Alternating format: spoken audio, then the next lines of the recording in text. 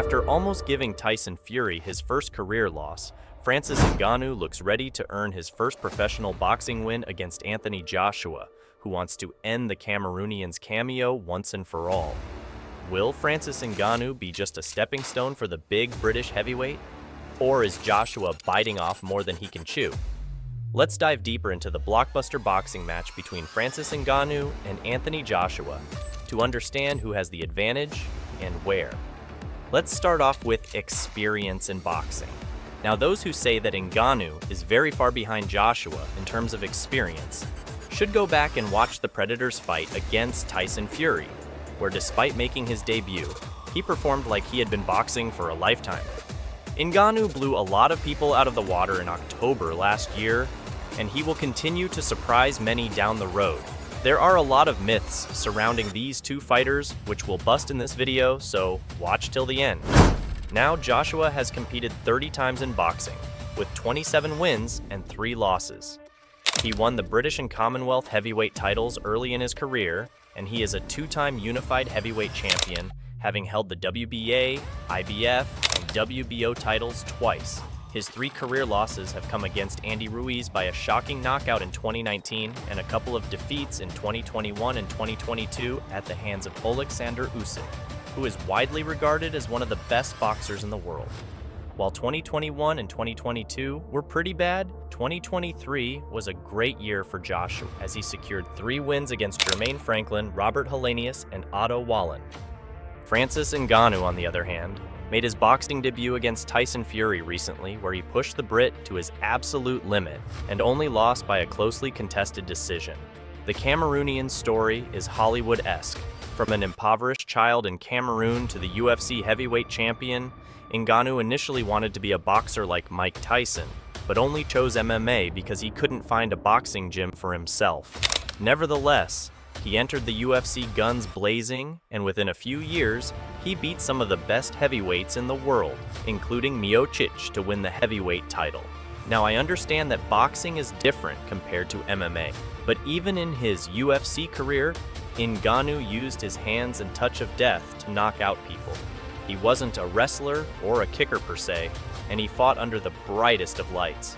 So there isn't a lot between Joshua and Ngannou as far as experience is concerned. Both Joshua and Ngannou can handle the pressure of fighting with the world watching. With Ngannou mentally a lot tougher in comparison, both guys have a ton of experience in their respective sports.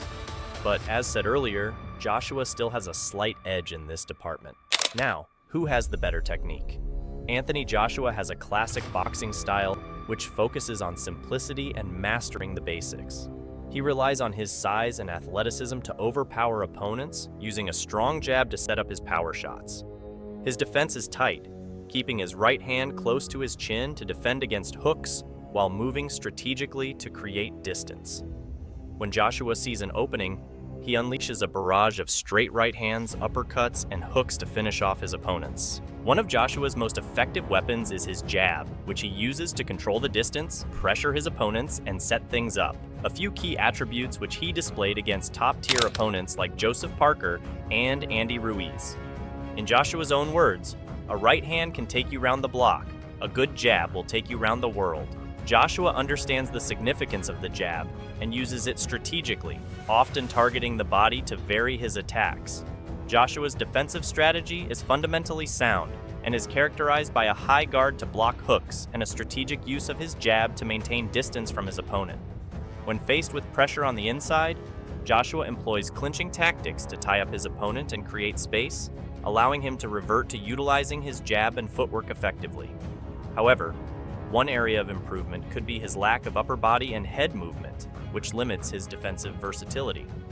Despite this, Joshua compensates with his adeptness in using his size and reach to his advantage. Additionally, he keeps his right hand close to his chin, a standard defensive technique to safeguard against hooks and deflect jabs effectively. As far as Francis Ngannou is concerned, we don't have a ton of evidence to understand how technically good or bad he is in boxing, but those 10 rounds against Tyson Fury do give us an idea of what Joshua has signed up for. Francis Ngannou's success in his boxing match against Fury surprised many, especially his use of the double jab to control distance and probe Fury's reactions.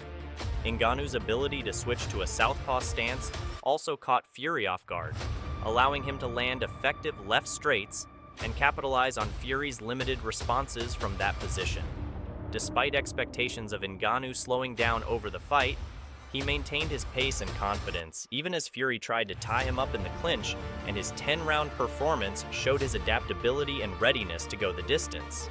Ngannou's ability to utilize boxing fundamentals effectively against a top-tier opponent like Fury speaks volumes about his skill and preparation, and if Joshua makes the mistake of underestimating the beast, he'll be in for a rude awakening.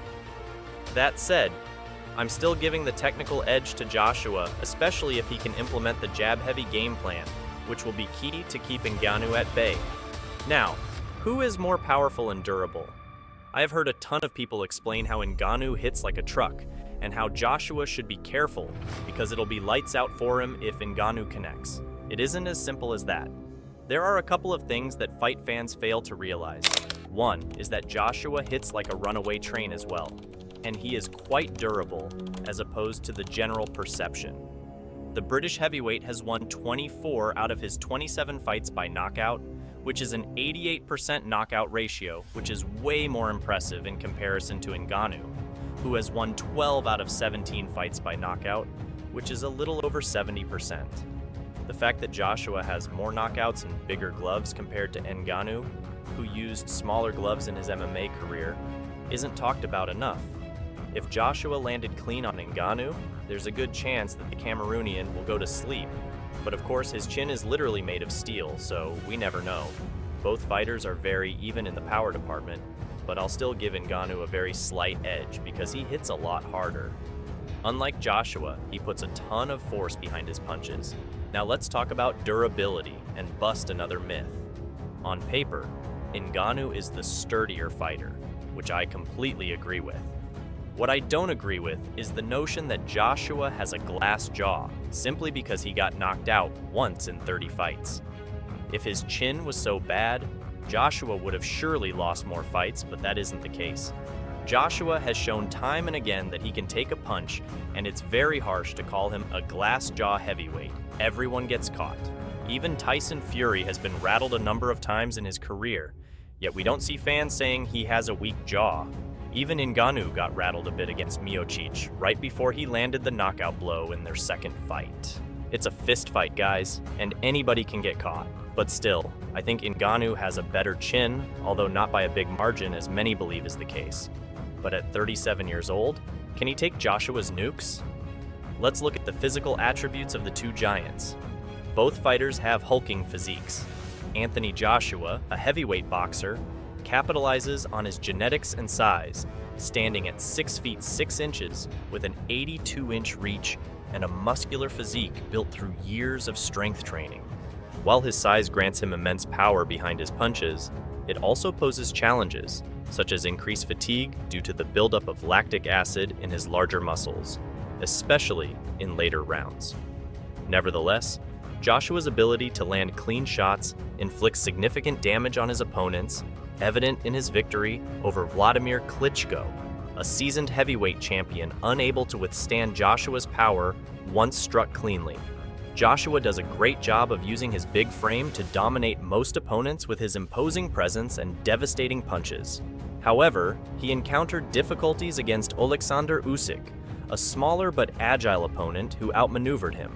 Unfortunately, Ngannou isn't small, agile, or highly technical. Ngannou is truly a physical marvel, standing tall at 6 feet 4 inches and weighing approximately 260 pounds with an 83-inch reach, and his muscular physique rivals that of elite athletes in organizations like WWE or the NFL. He is an absolute muscle shark with almost the same reach advantage as Joshua, but he is way slower in comparison. As big as Ngannou is, he has always been a flat-footed fighter who relies on his intimidating physique and his punching power to strike fear in the hearts of his opponents. He doesn't have great footwork, and against strikers who can move around the ring or cage well, he tends to struggle. Against Cyril Gane, for instance, Ngannou struggled to land anything of substance, as the opponent carefully picked him apart for 2 rounds and forced the Predator into wrestling with him. Ngannou won't have the same liberty against Joshua, who will try to jab and move throughout and draw the MMA star in to catch him on counters. However, Ngannou's strength in the clinch can make the fight very interesting. The Cameroonian is an extremely strong lad who can easily overpower any man on the planet. In short, they are both very much the same as far as physical attributes are concerned, with Joshua having a speed advantage and Ngannou being the stronger of the two. Now, who has the psychological edge? Now, this is an interesting topic to talk about because confidence is key when stepping foot inside the ring. Even a millisecond of self-doubt can result in a catastrophe, and that's where Ngannou and Joshua have to make sure that they are mentally ready to rock and roll. Knowing Ngannou, he is always ready to fight. He's mentally one of the toughest dudes on the planet, and his confidence is always through the roof. There's nothing that can break him. Can we say the same about Joshua? To explain this, let's take a look at a few clips from a recent face-to-face the two fighters had. Now, I'm not a body language expert, but did you guys see the long pause Joshua took before giving an answer that wasn't a yes or no? Joshua literally said he doesn't know whether he can knock Ngannou out or not. He is not sure. He is not confident in his power or ability to shut his opponent's lights out. He looks like a guy who has been forced to sit in front of a force to be reckoned with. Now let's take a look at Ngannou's response.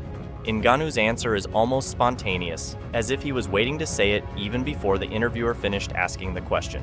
He is confident and clear in his mind that he will go out there and knock his opponent out cold, which proves that Ngannou is in a very good place mentally, especially after his fight against Tyson Fury, which many thought he won. Ngannou has been in the game long enough, and he understands how his opponents are scared of his knockout power. He understands that he is a step ahead more often than not, and he is using his leverage to perfection. Ngannou is self-assured. He doesn't need to prove himself to anyone. He understands his strengths and limitations, and he is looking to go out there and do the unthinkable come fight night. The question is, who will win? In assessing the potential outcomes of the bout between Anthony Joshua and Francis Ngannou, it becomes evident that each fighter brings a unique set of skills and attributes to the ring, which perfectly sets things up for a fight for the ages. Anthony Joshua's wealth of experience in the boxing ring, coupled with his technical prowess, presents a seriously tough challenge for Ngannou. Joshua's ability to effectively employ a jab-heavy game plan and capitalize on his solid boxing fundamentals could allow him to dictate the pace of the fight and outmaneuver his opponent. His experience facing top-tier opponents and his track record of victories against skilled adversaries further bolster his chances of success. On the other hand, Francis Ngannou's raw power and mental fortitude pose a significant threat to Joshua's game plan. Ngannou's relentless aggression and ability to land devastating shots early in the fight could quickly turn the tide in his favor. If Ngannou can maintain his confidence and composure throughout the fight, he stands a strong chance of securing a knockout victory. Ultimately, the outcome of the match may hinge on which fighter can impose their will and execute their game plan most effectively on fight night. Both Joshua and Ngannou are competitors hungry for victory, promising fans an electrifying showdown that will keep them on the edge of their seats until the final bell. I'm giving Ngannou a slight edge due to his power and confidence, and of course his ever-evolving boxing skill set. But I won't be surprised if Joshua pulls off a rabbit out of his hat. Who do you guys think will win? Let us know your thoughts in the comment section below. If you liked the video, please subscribe to our channel and turn on those notifications. Thanks for watching, and we'll see you next time.